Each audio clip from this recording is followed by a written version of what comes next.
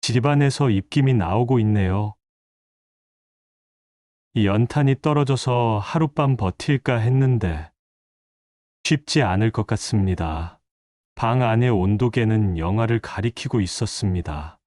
물마저 얼어붙기 시작했습니다. 저는 벽에 기대 앉아 눈을 감았습니다. 점점 졸음이 밀려오는 것을 느꼈습니다. 이러면 안 되는데, 잠들면 안 된다는 것을 알면서도 몸이 점점 무거워져만 갔습니다. 하지만 몸이 말을 듣지 않더군요. 아끼는 것만이 능사가 아니라던 이웃집 철수의 말을 들을 걸 그랬나 봅니다. 이 연탄을 아직도 떼는 집에서 아직 살고 있는 저는 강원도 산골에 사는 할아버지입니다. 저는 젊을 때부터 전 유명한 동네 자린고비였습니다. 한 푼 두 푼 모아서 없는 살림에서 커다란 밤나무 밭을 일구어냈지요. 얼마 전에 아내가 갑자기 쓰러져서 병원에 입원하게 되었어요. 입원비가 생각보다 많이 들기도 하고 저 혼자서는 추위 정도야 이길 수 있다고 생각하고 연탄을 추가로 사지 않았습니다. 생각해보니 조금 아끼려다가 저승사자까지 눈앞에 나타날 정도로 오싹한 경험까지 가게 되어 지금도 후회하고 있습니다. 생각해보니 한 많은 삶이었네요. 임자도 저를 만나 고생만 잔뜩 하다가 나이 들어 안 아픈 곳이 없다고 조용히 불평하곤 했습니다. 올해 75이지만 한평생 강원도 산골에서 평생을 보냈습니다. 젊었을 때 아내와 함께 황무지나 다름없던 이 땅의 터를 잡았고 고된 노동 끝에 울창한 밤나무 밭으로 일구어냈습니다. 제 나름대로는 행복한 삶을 살았어요. 여보, 우리가 여기서 뭘 해볼 수 있을까요? 밤나무를 심어봅시다. 이 땅에는 밤나무가 잘 자랄 것 같아요. 지금도 귓가에 생생한 아내와의 대화, 그때는 젊었고 모든 게 가능해 보였습니다. 손에 물집이 잡히도록 땅을 일구었습니다. 처음에는 고작 20그루의 밤나무로 시작했지만 해가 갈수록 나무는 늘어났고 추확량도 늘었습니다. 그렇게 일군 밤나무 밭에서 두 자녀를 키워냈습니다. 큰아들 동철이와 작은딸 미숙이는 할아버지의 자랑이었습니다. 아버지, 저도 나무 심는 거 도와드릴게요. 어린 동철이가 호미를 들고 나섰던 날이 떠오릅니다. 너무 큰 호미를 두 손으로 겨우 쥐고 있는 모습이 귀여웠었죠. 그 모습을 보고 전 더 아끼면서 자식들 교육비를 모았습니다. 아이들 대학교 갈 때도 대출 안 받고 현금을 떡하니 쥐어줄 수 있던 것도 제 아끼는 습관 덕이었습니다. 재산이라곤 원래 많지 않았으니 아끼고 죽을 때까지 자식들에게 손을 벌리지 않을 정도로만 잘 살면 되겠다 싶었지요. 가끔 동네에서 지독하다고 손가락질을 하긴 합니다. 지난 가을 밤나무 수확이 꽤 괜찮았거든요. 제 코트를 아내에게 기워달라고 했더니 눈물을 흘리면서 제발 하나 사라고 해서 옆집 철수한테 오래된 코트 하나를 얻어서 입고 샀다고 하니까 아내가 한숨을 쉬더라고요. 그래도 아내에겐 아끼지 않으려고 했어요. 이번 생일에는 명품 가방을 며느리한테 받았더라고요. 며느리에게 이 산골짜기 호할머니가 그런 걸 언제 든다고 사가지고 오냐고 하더니만 엄청 행복하게 웃더라고요. 그렇게 밝게 웃는 아내 모습을 정말 오랜만에 보니 미안한 생각이 들더라고요. 그래서 시장에 가서 어울리는 색의 스카프를 하나 사서 쥐어줬습니다. 그러니까 감동의 눈물을 흘리면서 웃더라고요. 가끔은 돈을 좀 써도 괜찮은가 봅니다. 사실 전 장판에 10,000원씩 몇십 년 전부터 모아두고 있었어요. 큰 돈이 필요할 때 쓰려고. 이번에 아내 수술비와 병원비로 꺼내기 시작했죠. 매일 외국 여행 가고 싶다고 노래 부르는 임자의 소원을 들어주려고 언제 꺼낼까 했는데 기회도 안 오고 병원비로 다 날리게 생겼다며 한숨을 쉬었네요. 아무것도 없는 저를 믿고 오랜 세월 함께 해줬는데 해준 것도 없었죠. 중소기업을 운영하는 큰아들 동철이는 지 애미의 상태를 듣더니 단숨에 강원도까지 와서 아내를 보살폈습니다. 참 잘 키웠습니다.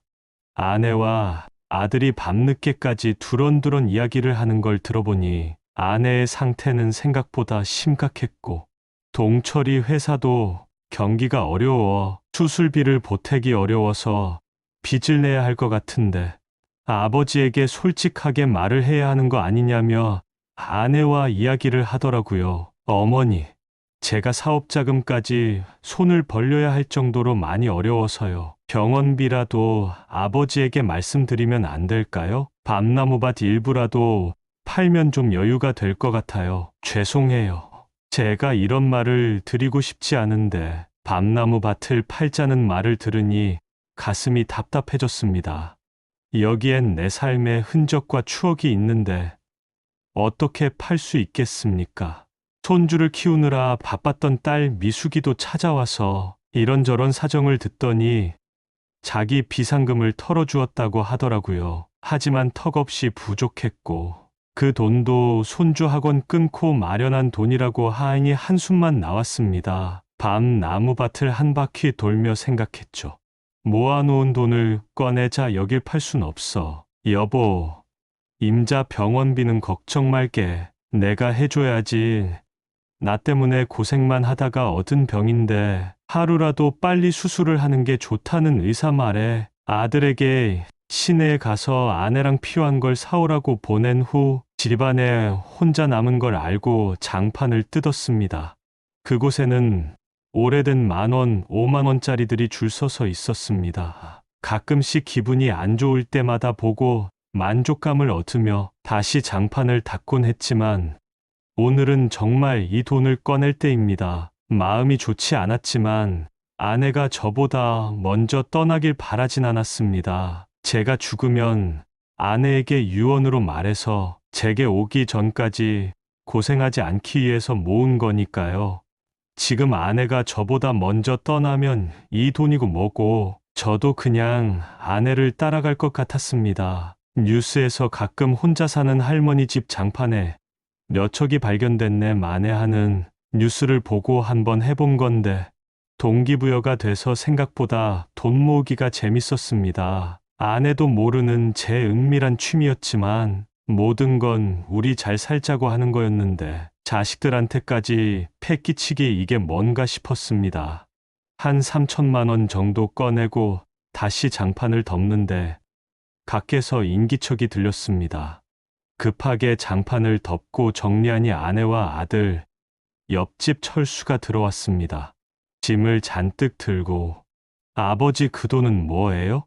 이불 옆에 밀려있는 돈 무더기를 본 아들은 살짝 놀란 표정으로 제게 묻더군요. 이건 내 엄마 병원비다. 예전에 돈 빌려준 친구가 갚고 갔어. 전 장판의 돈을 들키지 않기 위해 거짓말을 했죠. 따끈따끈한 돈 무더기를 보고 한숨을 쉬며 아내는 돈을 잘 모았습니다. 다행이네요. 돈을 갚아서 이건 어디 두죠? 임자, 병원비야. 내가 갚으라고 했어. 여보, 고마워요. 꼭 살아 돌아와 다녀오면 내가 더 잘할게. 알았지?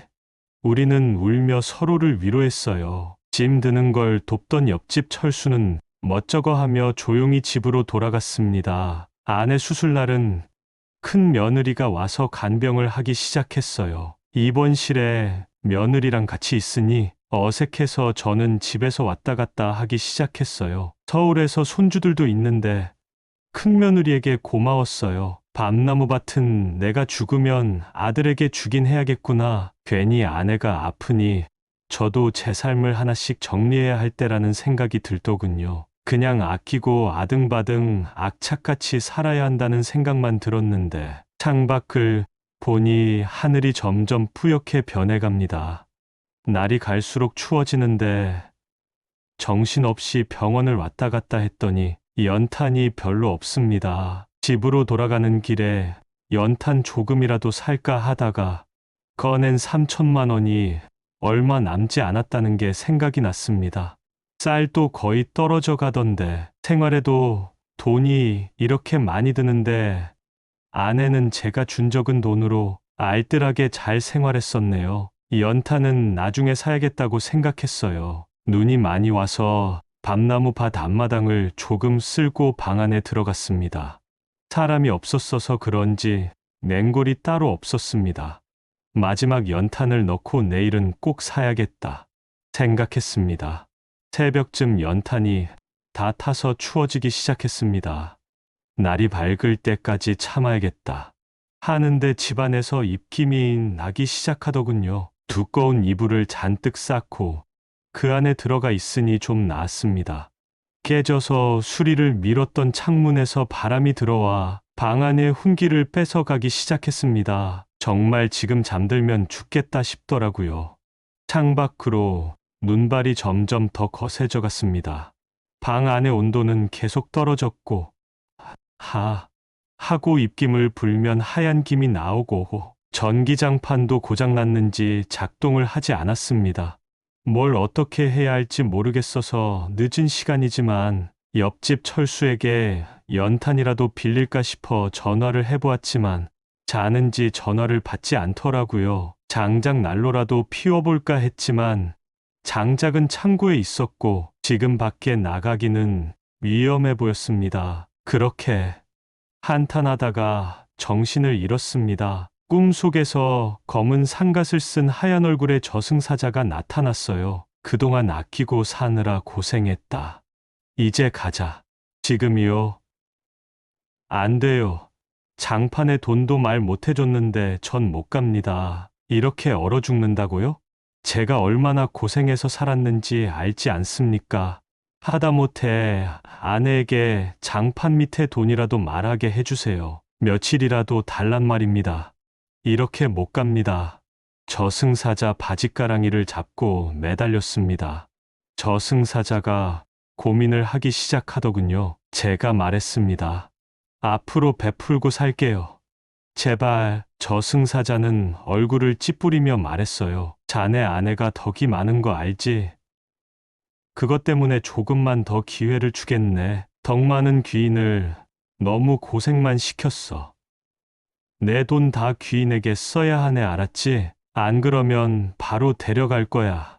네네 알겠습니다. 감사합니다. 소리를 치며 눈을 뜨니 걱정스러운 눈빛으로 절 쳐다보고 있는 철수가 있었습니다. 부재 전화를 받고 이상해서 집에 오니 저는 정신을 잃고 쓰러져 있었고 급하게 철수가 자기 집 연탄을 가져와 저희 집에 연탄을 떼고 밤새 저를 지켜준 거였습니다. 가끔 밤나무 일을 주고 잘해준 것도 없지만 아내가 이혼하고 시골에 연고 없는 철수에게 밥을 차려주고 몇 번 챙겨주며 인연이 돼서 이웃이 된 거였는데 또 아내 덕에 전 목숨을 건졌더군요. 철수는 전화를 걸어 아들에게 제가 일어났다고 말해주더라고요.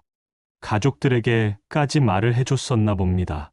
전 매일 밤나무밭 일 제대로 하라고 구박만만 했는데 미안하다, 고맙다. 제 말을 듣고 철수는 깜짝 놀라며 아니에요. 무사하셔서 다행이에요. 라고 하며 눈물을 살짝 흘리더라고요. 꼬장꼬장한 노인네가 갑자기 사과를 하니 놀랐나 보더군요. 제가 생각해도 제가 좀 철수에게 고약하게 행동하긴 했었어요. 옆집에 이사 오고 폐인 생활을 하던 젊은 놈이 못마땅하기도 하고 이웃이라고 살뜰히 챙기는 아내를 보는 것도 눈꼴이 시었었거든요. 다 덕이 많은 아내 덕에 제가 많이 도움을 받았었네요. 밤나무 밭을 팔지 말고 저놈에게 관리를 시켜볼까 하는 생각도 문득 들었습니다. 하지만 내가 아직 두 눈을 시퍼렇게 뜨고 있는데 라고 생각하다가 또 시퍼렇게 눈을 뜨고 절 째려보던 저승사자 얼굴이 떠오르더라고요. 철수랑 좀 닮았던 것 같기도 합니다. 문득 아내와 처음 이곳에 왔을 때가 떠올랐습니다. 그때도 이렇게 추웠는데 철수는 재빨리 비상용 손난로를 꺼내 쥐어주었습니다. 가방에서는 따뜻한 물도 꺼냈습니다. 이거라도 드세요. 오늘 같은 날 난방도 없이. 고마워. 철수야, 제가 아드님께 전화해봤는데 내일 아침에는 꼭 오신다고 하네요. 철수의 따뜻한 마음씨가 얼어붙은 방안을 데웠습니다. 할아버지, 저희 집에서 주무시는 게 어떠세요? 우리 집사람도 할아버지 걱정하고 있어요. 철수의 제안에 저는 고개를 저었습니다. 고맙다만 여기 있을란다. 여기 있어야 할 이유가 있어.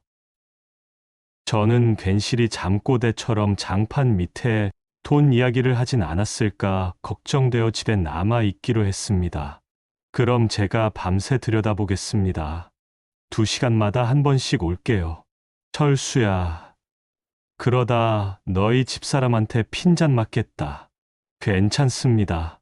우리 집사람도 할아버지 걱정하고 있어요. 내일 아침에는 따뜻한 어묵도 끓여서 가져온대요. 할아버지는 눈시울이 뜨거워졌습니다. 지금 난 저 녀석을 의심하고 있는데 이렇게 마음을 써주다니. 그날 밤 철수는 약속대로 2시간마다 한 번씩 찾아왔습니다. 따뜻한 물도 가져오고 이야기도 나누고 할아버지, 우리 밤나무 밭에서 많이 배웠어요. 일거리도 주시고 저도 작게나마 밤나무를 심기 시작했고요. 그래? 다행이구나. 내년에도 할아버지 밭 제가 도와드릴게요. 혼자서 하시기에는 너무 힘드시잖아요. 그러고 보니 우리 젊을 때처럼 철수도 여기에 터를 잡고 결혼을 해서 힘들게 시작하고 있었습니다. 과거 생각이 났습니다. 여보, 너무 춥지 않아요? 괜찮아요. 우리 둘이 있으면 뭐가 두렵겠어요. 그래도 이런 산골짜기에서 보세요. 저 땅에 우리가 밤나무를 심으면 봄이 오면 새싹이 돋고 가을이면 밤이 떨어질 거예요. 그때 아내의 눈빛은 희망으로 가득했습니다. 지금 생각해보면 얼마나 힘들었을까. 하지만 한 번도 힘들다는 내색을 하지 않았죠. 지금 철수도 그러겠구나. 힘들겠구나. 그래도 따뜻할 거야. 그런 생각을 하다 보니 아침 해가 밝았습니다. 그때였습니다.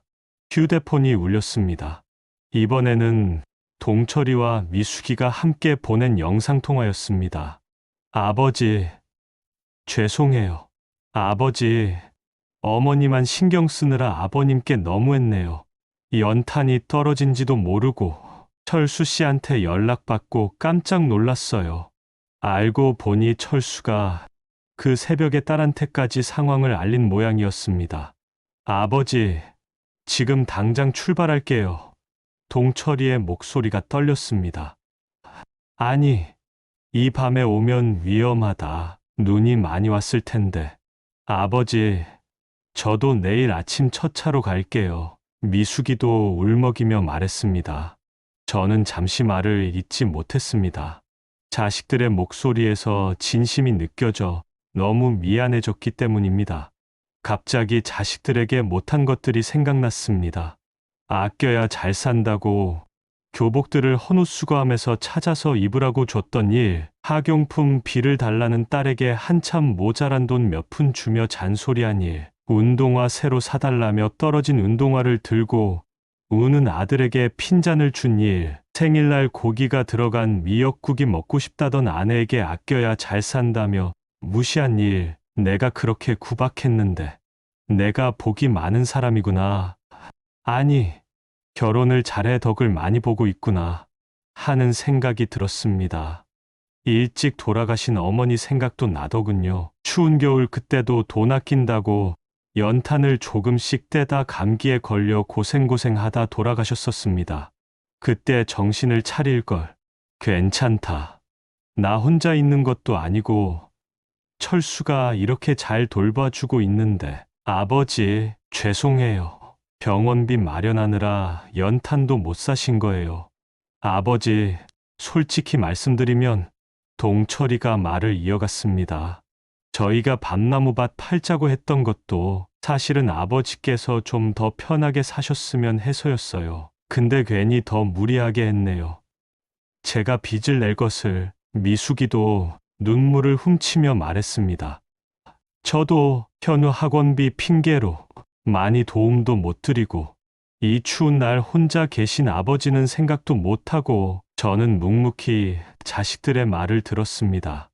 마음 한켠이 따뜻해지는 걸 느꼈습니다. 내가 자식 농사는 잘 지었구나. 난 아끼느라 많이 해준 것도 없는데. 철수는 조용히 자리에서 일어났습니다. 할아버지, 저는 이만 가보겠습니다. 2시간 후에 다시 올게요. 철수가 나간 후 저는 자식들과 오랜만에 마음을 터놓고 이야기를 나눴습니다. 아버지, 이제 저희가 주말마다 번갈아 가면서 찾아뵐게요. 그래, 근데 꼭 그러지 않아도 된다. 아니에요. 이제는 저희가 아버지 곁에 있어야죠. 미숙이가 말했습니다.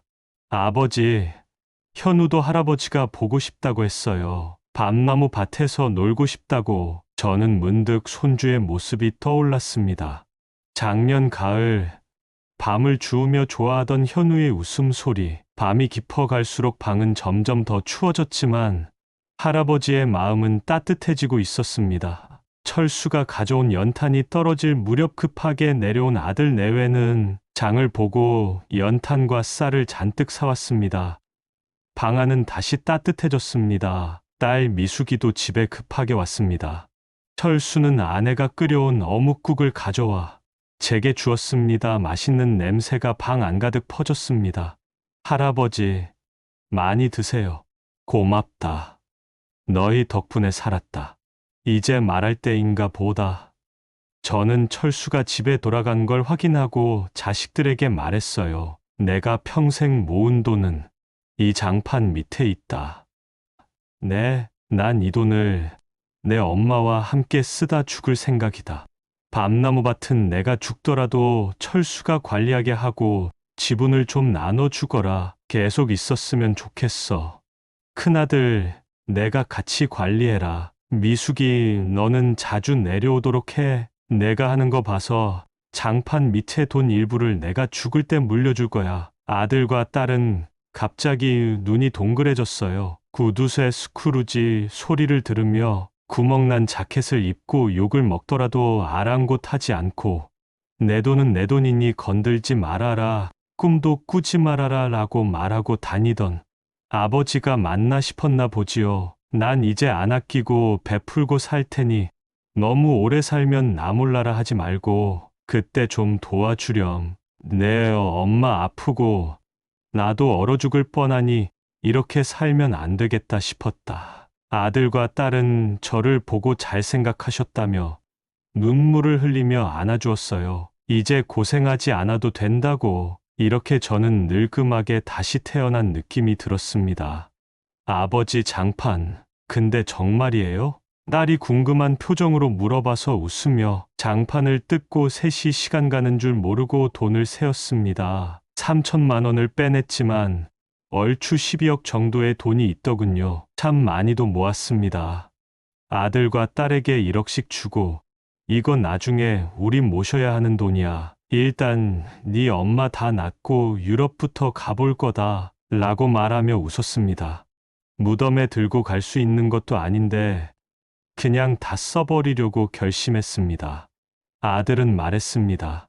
아버지, 저는 이 밤나무 밭을 계속 지킬 거예요. 아버지 돈도 있으시고 이제야 제대로 행복하게 사신다니까. 전 이제 소중한 저희 추억을 지켜야겠어요. 사업도 힘든데 밤나무밭 제가 지금부터 이어나가도 되나요? 철수 씨도 도와줄 거고요. 그래, 하지만 너무 부담 갖진 마라. 나무도 사람도 자연스럽게 자라야 하는 거니까. 저는 이제 외롭지 않습니다. 언제 저승사자가 데려갈지는 모르겠지만 그때보단 좀 더 따뜻한 상태에서 갈 수 있겠다는 생각이 들었습니다. 오늘 밤 여러분의 마음속에도 봄이 찾아왔기를 바랍니다. 혹시 지금 이 순간에도 돈으로 고민하는 분들 많으시죠? 그러다 주변을 잊고 사는 건 아닌지, 자신을 잘 돌보고 있는지 생각해 보시기 바랍니다. 만약 제가 다시 젊을 때로 돌아간다면 살기 위해 아끼지 않겠다는 말은 할 수 없지만 조금씩이라도 더 베풀고 살 것 같습니다. 다행히 아내는 완치를 하고 다음 주에 같이 동남아 여행을 가기로 했어요. 아들과 딸이 같이 따라붙어서 졸지에 가족 여행이 됐습니다. 거의 처음 하는 가족 여행이네요. 아들, 딸이 따라 붙으며 일정이랑 관리 같은 걸 자기들이 한다고 비용도 모아서 할 테니 내지 말라고 하더라고요. 이놈들아, 나도 돈이 있다. 내가 다 낼 테니 내가 준 돈이나 불릴 생각해라, 쓰지 말고. 라고 호통을 쳤더니 아버지가 웬일이냐며 눈을 동그랗게 뜨며 한박 웃음을 짓더라고요. 애비가 돼서 미안하더군요. 좋은 추억 많이 쌓고 이제 행복한 일만 가득했으면 좋겠습니다. 제 이야기를 듣고 해주실 말이 있으시다면 댓글을 통해 소통 부탁드립니다. 구독과 좋아요는 다음 사연을 들려주는 이 채널에 큰 힘이 된다고 합니다.